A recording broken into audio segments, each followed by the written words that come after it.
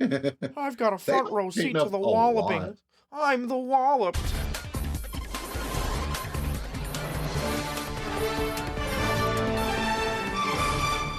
Hello, everybody. Welcome back to the Let's Get Chaotic podcast. Today, Cam and I are going to the underworld to scan a Vile Driver, The best battle gear. the best battle gear. Today, we're here to talk about episode 3. Unexpected, I think, is the title. I need to double check. I remember that being the title. Definitely the theme of the whole thing. Yeah. So like last time, Cam and I have notes we want to talk about. I'm going to try to be less lead heavy this time because I listened back while editing and I noticed I did a lot of the talking. Yeah, I mean, I'm not against whatever you do, man. I'm a follower. I just don't want people to watch this and be like, wow, they're talking unevenly. Yeah, it's fine. One of them needs I to just chip shut in up. whenever I have something to say. Yeah. So, episode 3 starts out, right, with a previously on segment. And Yeah. I've got it noted here that I'm pretty sure this is the only episode to have a previously on segment that doesn't directly link back to another episode. Yeah, because it's not like a two-part or anything, but I guess they want you to know this is right after the pilot episodes. Now that said, it does show the shot with Peyton in the background, so at least it's relevant to the episode. Yeah, it makes sense. He was there the whole time. I've been here the whole time, dude. Yeah. It's also our first time seeing the underworld after the opening credits. I mean, it looks exactly what you think outside of Yeah. just... It doesn't look like hell, I guess. Yeah, I haven't noted that. I'm honestly kind of glad that it's not just all red, because a lot of things would default to making it just all red like hell. Yeah, it's like a little dark and dank, but I mean, Yeah. you could live here. It's fine. Yeah, like the underworld isn't supposed to be hell. It's just under, like, in the earth. Yeah, you got Kaz and Tom trying to dig out Dractyl scales. Yeah, I got a note about Which is- Dractyl scales here. Gross. Just before the Dractyl scales, we're introduced to Hearing, who, fun fact, he debuts in the episode with Peyton, and they're both voiced by Mark Thompson. And I think that's What, cool. I love Hearing. He's adorable. Hearing is great, dude. He's like, I assume he's based on a rabbit initially. That or and they Yoda. just fucked him right up. Looks Yeah, like he Yoda. does look like Yoda. He's also Demon's favorite, so I That kind of makes like. sense. I like him more based on that. He's adorable. He's so... Hearing has some of the best moments in the whole series. We're probably going to talk a lot about him during the Scan Quest episode. Not Scan Quest, Yes. Scavenger Scan. Scavenger scan. Also, he eats Dractyl scales. That's nasty. Yeah. I actually... Okay, Um. it's in my notes here. I want to make real edible Dractyl scales, like as a snack. Okay. So this is where the common fan interaction comes in. What flavor do you think the Dractyl scales should be? Raspberry. Yeah, that makes sense, yeah. I assume it'll Like be those, a flavor at some point. Like a dum dum lollipop raspberry, Yeah, where it's like yeah. kind of sour. Yeah. Because I was... Got a tang to it. I was listening to the show at work at one point, and I was like, Dractyl scales may be kind of gross in theory, but I feel like it's the type of thing where, like, if Chaotic had, like, an amusement park, like that pop-up amusement park I mentioned last episode, Dractyl scales would probably be something on the food menu. Yeah, probably. I'd probably try them out if they were raspberry. That'd be great. It'd probably taste like candy. Yeah, see, I assume it'd be Although, kind of like... Yeah, I assume it'd almost be like a candied potato chip, right? that sounds good and disgusting. It's like sweet and Yeah. salty at the same time, like Yeah. a pretzel covered in chocolate. Ugh. Then is the fight next with Kaor and Yeah, Kaor and What is- Blazer. his name's Blazer. Yeah. I forgot it. This guy existed, but I I kind of love love him. Blazer. I And the have... General Grievous wheelmobile. Yeah. Like- Wheelmobile. I don't know. You don't get that many like hick characters that are actually really hard to deal with. And are Yeah. actually competent and smart. So it's happy. I get happy when I see that because we're usually stereotypically stupid. Yeah, the downside of being a hick, as Cam and I have learned, is that if you've got even the slightest southern accent, people start talking slower to you. Or they think you screw your cousin. Yeah. Blazer's funny, and I love. I'm getting ahead of myself, but when I was watching this at 2x speed, and Kaor the Vile Driver broke, and then he just laughs and runs away. Blazer does. It is the funniest thing ever. Oh, yeah. And he just runs away. I noticed for the first time in that scene that he has cleats on. Yeah, That's he's a fun design. He's really good. I'm sad they don't do more with him, to be honest. Also kind of cool, he's a map maker apparently, and like a Yeah. spy. So like Yeah. he's an overworlder and everything. That's why he has the crazy. wheelmobile, so that he can travel around and make maps. I like it. He should have gotten an episode. I don't Yeah. remember getting one. He should have gotten one. They Blazer's should have cool. made a Blazer focused episode. If they do the reboot, if they bring back the series, they gotta add that Blazer focused episode. I need my Blazer. So when I saw Blazer, I wrote down the note that there are so many chaotic creatures that can be put in rap battles against Ben 10 aliens. Yeah. One of those is Blazer versus Jury Rig. That would be fun. I wonder if Blazer... I'd assume he has more than just this one appearance, but I doubt it's anything Oh, yeah. substantial. He shows up throughout the series at various random points. I know that much. Being a little monster. I love him. I'm pretty sure Blazer is in the episode with Gigantopolis, and he's like fairly significant there. I just looked him up on the Chaotic Wiki. His name is spelled Blazier. It's like got an I in it. Yeah. That's so weird. Yeah, it's because no chaotic creature can have just a regular name. That's why Hearing has 2 R's and an apostrophe. So his normal card art looks like he does in the show. And then there's like another card art of him called Citadel Cartographer. And he's like got a shirt on and he's in a boat. Like, gee, bro upgrades. Like, he becomes a full-blown cowboy. Yeah, that makes sense. Crazy. Blazer deserves the world. That's really cool. Also, you don't see that many like cartographers or map makers in anything really. The only one I Yeah. can think of was like Nami from One Piece. Yeah, the maps usually just exist already. Yeah, but you know, you got Blazer being a pretty cool dude trying to Yeah. get everything fixed up. Blazer probably made that map to the coffee cover they ripped into 2 pieces. Apparently, he's also a super rare card. Apparently, Yeah, that makes sense. Jeez. I mean, he's always on the move, you know? You never know where to go to scan him, so. yeah, and he's also because I like reading the wiki sometimes to get some Yeah, fun yeah. facts or whatever. It's just apparently he's kind of a hard card to find, at least back in the day. I do. I genuinely think it's a cool idea that the lore of the cards affects their rareness. Like the idea that Blazer's always traveling and making maps, so it'd be hard to find him and scan him in Param, so his card is hard to come by. That does sound really cool, yeah. Because, He's like, also, but yeah, he's cool. in terms of how the card game works in the show, at least, right? I assume all the cards came from the Codemasters scanning them in Param and sending them out. Yeah, that sounds In which fun. case, yeah, it makes sense Blazer would be rare, and it makes sense that nobody has a fucking Yakuza card, because not even the Codemasters can scan them and all that stuff. But yeah, according to this, he likes traveling. He has no habitat, like location. He's always on the move. His favorite location, though, is Prexor Chasm. And his favorite battle gear is the Spectral Viewer and the Mower Cycle. To be fair, if I was traveling all the time, I would also like the goggles that let me see the invisible ones. I mean, if you're ever, like, dealing with Mepedians, because I assume he makes maps of, like, all of the enemy tribes. So, I've been on Chaotic Rewind a lot, and what I found out is that the map is just the overworld and underworld, and Mepedian territory is in the overworld. Really? So, yeah, so he probably passed there that. And then, funny enough, the Danian territory, like Stone Pillar or whichever one it is in the underworld. Yeah. I also like they call him a scout, because I mean that's what he is, but it's just the cool.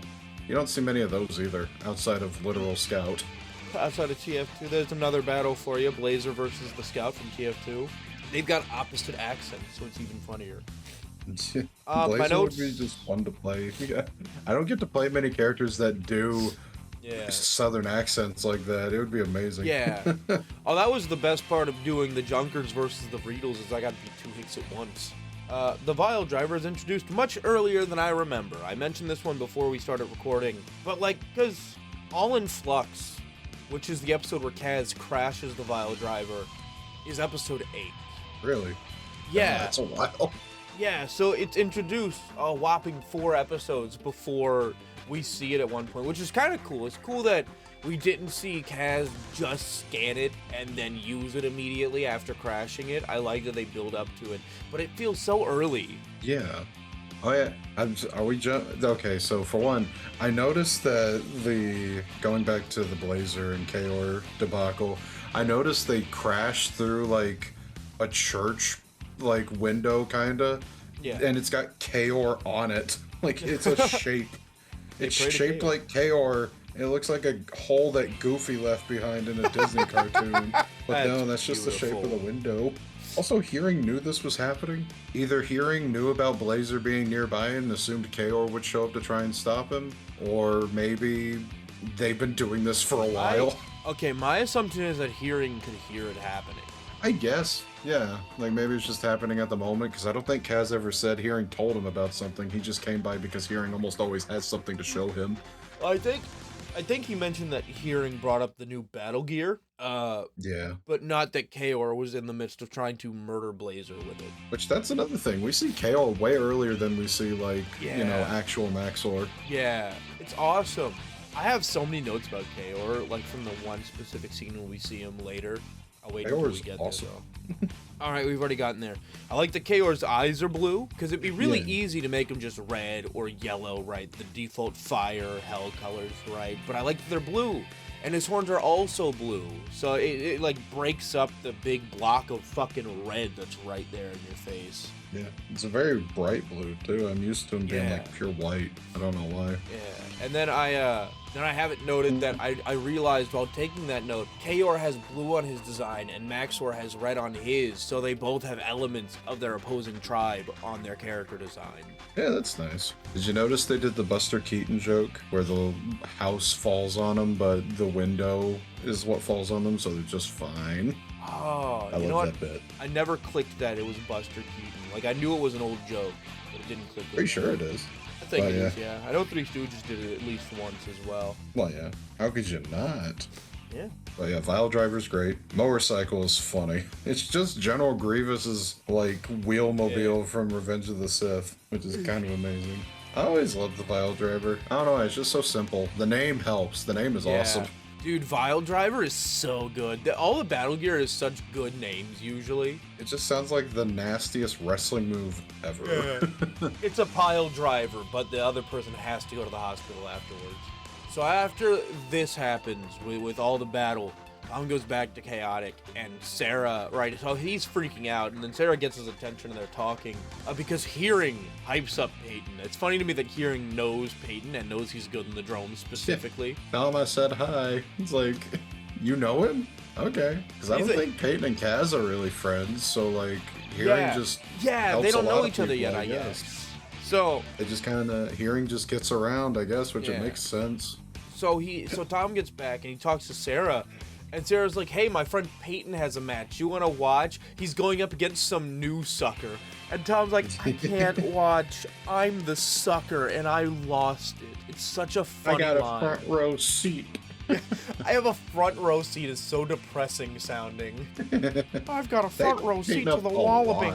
I'm the walloped. I'm trying to think, like, because I know in later episodes, they do hype Peyton up sometimes, and they still keep him, like, not on a pedestal, but they make you know, he's good. Yeah, like, it's after the match. I wrote down a note saying that Peyton is, like, a genius strategist, and in my opinion, I think he's the best player of the main four. It genuinely comes off like he just wants people to think that he's saying nonsense, but in actuality, he is genuinely just putting things together. Like, okay, Peyton kind of falls into this trope throughout the course of this show that I want to make a video on it, right? About how the comic relief in any given show slowly becomes dumber for some reason, even if that's not how like the Flanderization stuff? Or... Yeah. Because he starts off like a savant, kind of. Because it's an issue with comic relief specifically, because even if the show doesn't Flanderize him, or the movie doesn't Flanderize him down to just being dumb, the audience reception is, oh, they're the funny one, they must be stupid. Yeah, it's kind of like, because I've been watching Dragon Ball and Dragon Ball Z with Cody, it's kind of like how when you get to Dragon Ball Super, they make a lot of more jokes about how Goku's an idiot and doesn't know anything. Yeah. Even things he should know, it's like, oh, he doesn't know what kissing is. He's never kissed his wife. I'm like, dude, they have 2 kids. What do you mean they've never kissed? Yeah, I think Dragon Ball Super took all of its information from DBZ Abridged and started writing off that. It was... But Abridged is better than Super. Yeah. At least Abridged is funny. But like Peyton shows in this episode that he really knows what he's doing. He's a genius. He has strategy that he's always working, but at the same time, it's not your average strategy, right? He's thinking outside the box, which is what a lot of chaotic players don't do. Yeah. A lot of them just play it straight and simple, but Peyton seems to give off an air of just Yeah. being a few steps ahead. And, like, so I genuinely think Peyton's probably the best player in Chaotic. At least for now. Until they dumb him down. Yeah. Also, okay, I may be jumping ahead. I'm glad they can have him lose. Yeah, You know what dude, I mean? Tom losing is great.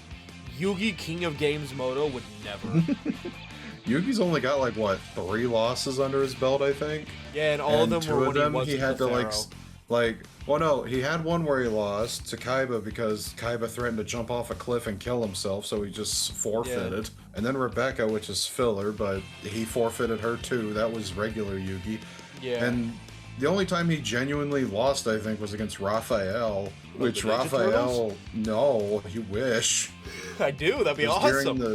it was like the Seal of Orichalcos arc, which most people don't even like that much. Yeah, Yugi don't lose that often. Ash loses too much, depending on the series. It's nice when your main character's not invincible, and when Tom did lose, it wasn't because he was dumb or overconfident or something.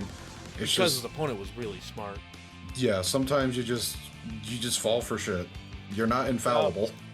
Now I'm thinking of Raphael Ninja Turtles doing a fucking Yu-Gi-Oh match. I played a Red Eyes Black Dragon. You have to sacrifice 2 monsters, Raph. I'll sacrifice my brothers. Okay, still got one left. One But- left for sacrifice. He got rid of Leonardo and Donatello because he vibes with Michelangelo the most. We're both party dudes. He's the one that doesn't bother me. Yeah, probably. Yeah, Uh, also, we're going to talk about Peyton basically being like Schoolhouse Rock Jack Black. yeah, I have a note written. It's 5 words. Hello, Thomas Jacob Jack Black.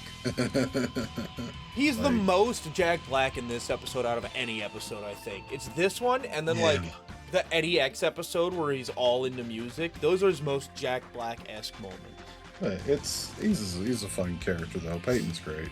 I love Peyton. He greets Tom for the first time with Kaloha, and he never says that again, and it kind of makes me sad. Yeah, then I think after they introduce to each other, we go back to Kaor and Blazer, Yeah, and then it has the moment where he runs away laughing. It's such a funny moment. I might, maybe I'll put in a clip of it. It's so funny. Just you have to speed it up ×2. That makes it even funnier. I'll make it a Like, GIF, just him actually. laughing at he laughs and then runs away. It's amazing. I'll make a GIF of Blazer laughing and running away, and then we can use that when we make really bad jokes in chats. So I actually have a note here about the Vile Driver specifically, that it's really uncanny that in this Flash, like flat Flash animated show, it's a 3D object. But also the fact that the show has no outlines means that the Vile Driver does not have to have outlines, so it fits a lot better than 3D does in a lot of other shows like this. Yeah, it's much less noticeable because it blends in a lot easier with that. Yeah. Not having to worry Basically- about like cell shading or something. Yeah. Because, like, with something like Family Guy, right, where the car is also 3D, you can tell more easily that it's a 3D model because it has to have, like, the shading and the outlines that fit with the show, and it looks weird as shit. Yeah. A lot of old shows use 3D and it almost never Yeah. looks good. So this is the note that I made. Another comic question. This one also goes for Cam. Y'all think Tom likes Overworlders because his favorite color is blue? It probably plays into it. Because we established last time that Tom is like the jock who doesn't know shit, right? His friend got him into Chaotic. So I feel like Kaz was like, all right, you gotta choose a tribe. And he looks at the tribe colors. He's like, well, this one's blue and I like blue. So, because he wears a lot Yeah. of blue. His undershirt is blue. His jeans are blue. It's a very basic bitch. Yeah. Blue is like the most common favorite color, I think. It's just statistics. What's your favorite color? Mine's salmon. So they're in the drome. Feeling it. I have a note that says that I love that the contrast of Tom being really, like, taking the match really seriously, while Peyton's, like, dancing around and doing aura shit in the other side. Peyton's the Dude, weird literally kid. just, you gonna pick your cards with your eyes closed? Dude, that is a great idea. Yeah, like, I love that. And he can still build a strategy around that, too, is fucking crazy.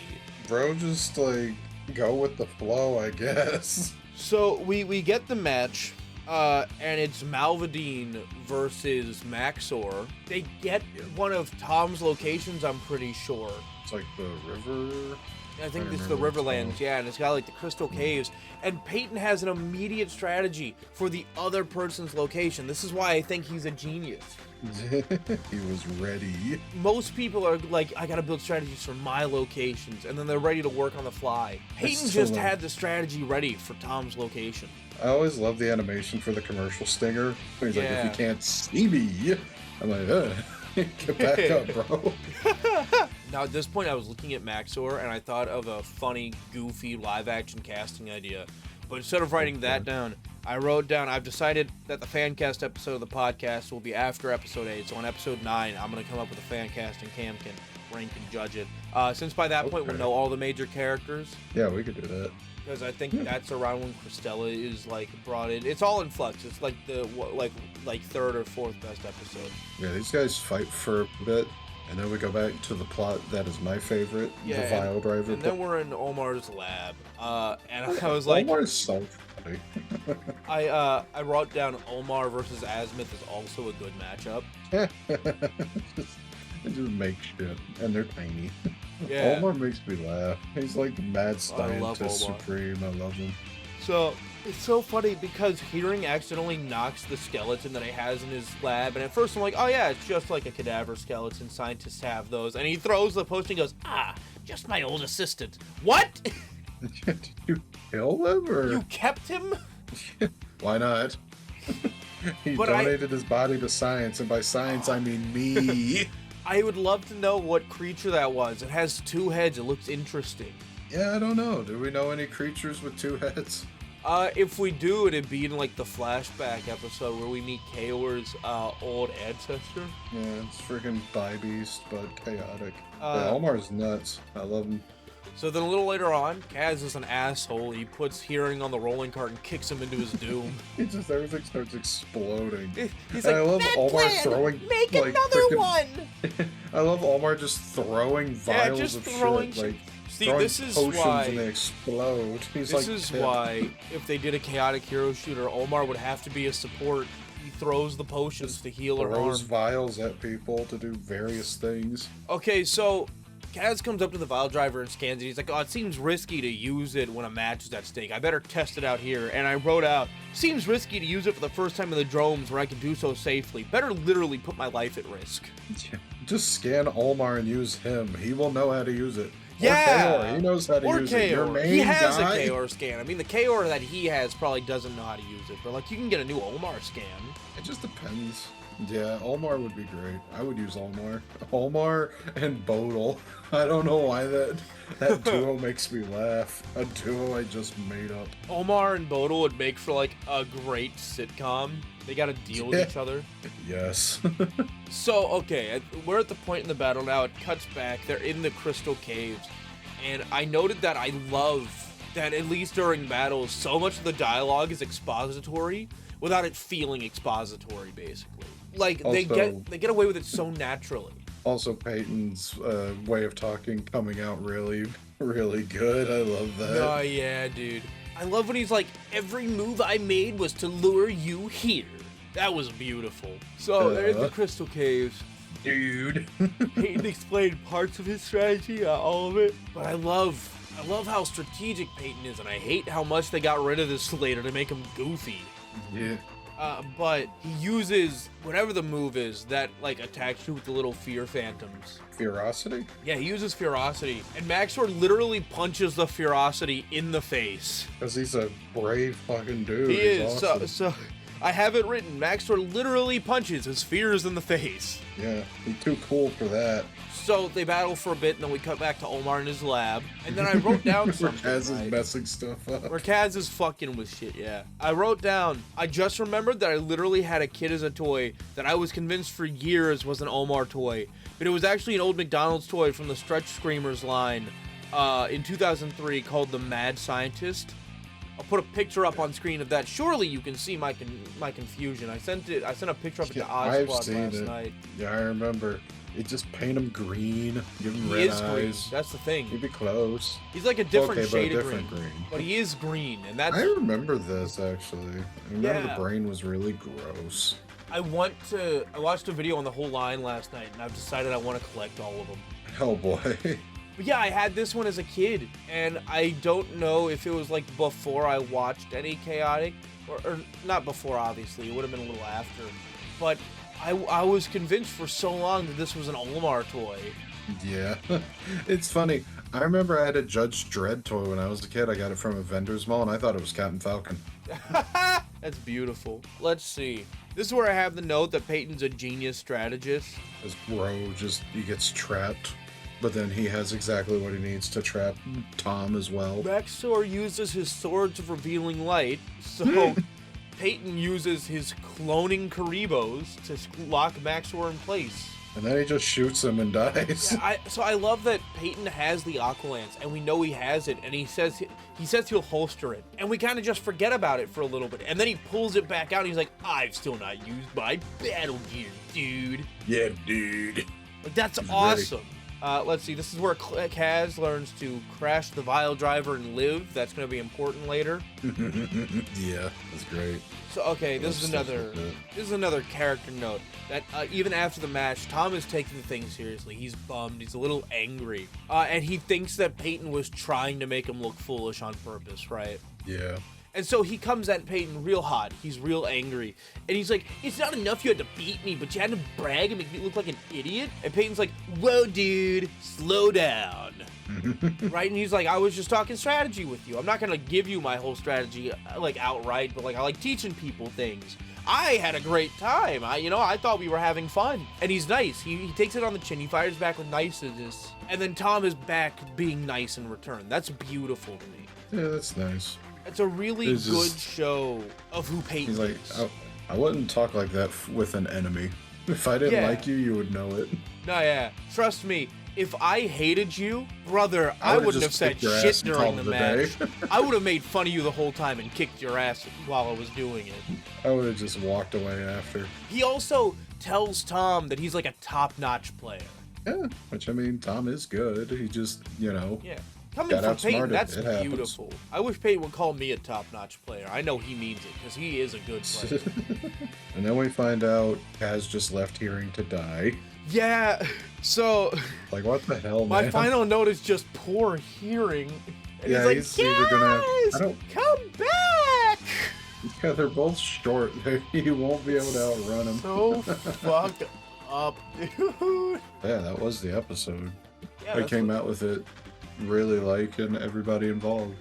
Yeah, so I think, like, what Chaotic does really well, right, is that whenever there's a group of friends in a show like this, there's always one of them who annoys me or I don't especially like for whatever reason. Yeah, there's always the one. But this one, I love Sarah, I love Peyton, I love Kaz, I love Tom. Yeah, they're all a very nice ensemble. Yeah, that's the episode, though. It's such a good episode, I think. I enjoyed it a lot, at least. They really introduced Peyton as such a great, intelligent character, and then just gave up on that. It's unfortunate when that happens. Usually does with longer running shows. Yeah, the longer the show goes on, the more likely the comic relief is going to become extremely stupid if he didn't already start that way. So yeah, let us know in the comments what you think Dractyl Scales are going to taste like, and if you think Tom's favorite color is blue. Ooh. Hey, that's all we got for today. That's the episode. We'll be back next week with episode 4, Over Under Rent Asunder. Oh boy, that should be fun. Thanks for watching, everybody, and let's get chaotic.